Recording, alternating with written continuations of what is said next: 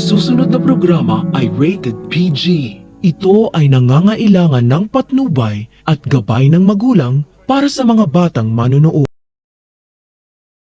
Mas lalong naging possessive si Doc Carlos kay Lynette dahil tinitake advantage niya ang pagkakataon na may malaking kasalanan si Lynette sa kanya kaya siya ang masusunod.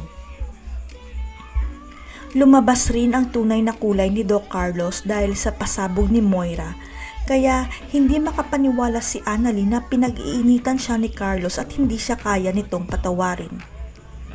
Alam ni Annalyn na kasalanan niya ang lahat pero hindi niya akalain na ganun pala magalit si Carlos na pati trabaho niya sa Eastridge na dadamay at pati si Lyndon nagulat rin.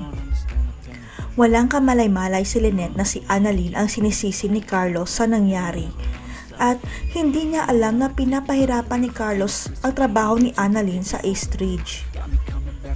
Kung makaasta si Doc Carlos, parang wala siyang tinatagong sekreto na mas malala pa ang kasalanan niya kay Lynette, lalong-lalo na kay RJ dahil trinaydor niya ang kaibigan niya. Dahil panatag si Carlos na hindi mabubunyag ang sekreto nila ni Moira at Zoe sapagkat may utang na loob sa kanya si Doc Lyndon at alam niya na hindi siya ilalaglag nito. Napansin na lang ni Lynette ang pagbabago sa pakikitungo ni Carlos kay Annalyn nang pagsabihan siya na parang binibaby pa nito si Annalyn na ikinagulat talaga ni Lynette. Napansin rin ni Lynette na parang boss kung makautos itong si Carlos sa kanya tungkol sa kasal nila at parang hawak na siya sa liig ni Carlos dahil may kasalanan siya. Nag-flashback tuloy kay Lynette ang pinagdaanan niya ng sila pang dalawa ni Michael. Kaya magdadalawang isip si Lynette kung itutuloy pa ba niya ang pagpapasakal kay Carlos. Pero mukhang itutuloy pa rin ni Lynette ang pagpapakasal kay Carlos dahil natutunan na niyang mahalin ito dahil ang akala niya hindi siya lulukuhin ni Carlos. Ang buong akala ni Carlos hindi na mabubunyag pa ang sikreto niya. Ang hindi niya alam may isa pang tao na nakakaalam ng sikreto niya na siya ang tunay na ama ni Zoe. Dahil sa araw mismo ng kasal ni Carlos at Lynette, malalantad sa lahat ang katotohanan na siya ang totoong ama ni Zoe at hindi si Doc RJ na akala ng lahat lalo na si Annalyn.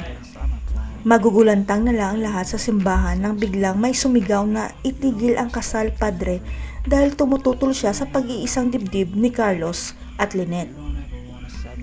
Hindi makapaniwala ang lahat dahil ang sumigaw na itigil ang kasal ay walang iba kundi si Doc Fidel, ang head ng DNA department sa Apex Hospital at kaibigan ni Doc RJ.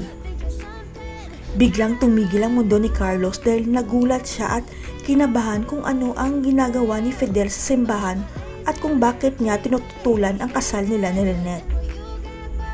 Ang hindi pala alam ng lahat, bumalik na si Fidel sa Apex nang pinatalsik si Moira bilang CEO kaya kinausap siya ni Doc RJ na magtrabaho ulit sa Apex Hospital.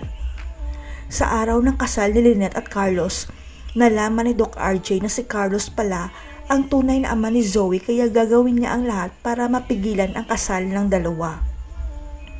Alam kasi ni Doc RJ na ayaw ni Lynette sa mga taong sinungaling at manloloko. Kaya ililigtas ni RJ si Lynette bago pa siya tuluyang masakal at makontrol ni Carlos. Kaya kinausap ni Doc RJ si Doc Fidel na kailangan may hawak silang ebidensya para maipakita kay Lynette kaya minadali niya ang pagpapa-DNA test kay Carlos at Zoe. Kaya nang lumabas na ang resulta ng DNA test ni Carlos at Zoe, dali-daling tumungo si Doc Fidel sa simbahan para isigaw na confirm match ang DNA ni Carlos at Zoe. Mapapahiya kaya sa ikatlong beses si Doc Carlos dahil malalantad na ang sikreto niya. Abangan.